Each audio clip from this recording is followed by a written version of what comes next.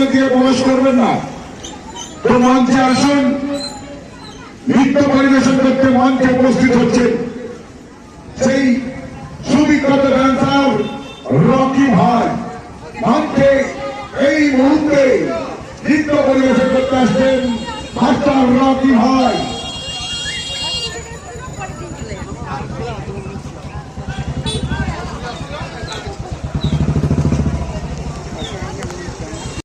নিরামিষ খাবার মথুরাকে আসুন, দূরে দাঁড়িয়ে না থেকে কাছে এগিয়ে এসে একবার এই মথুরা কেকের সাথে পরিচিত হোক।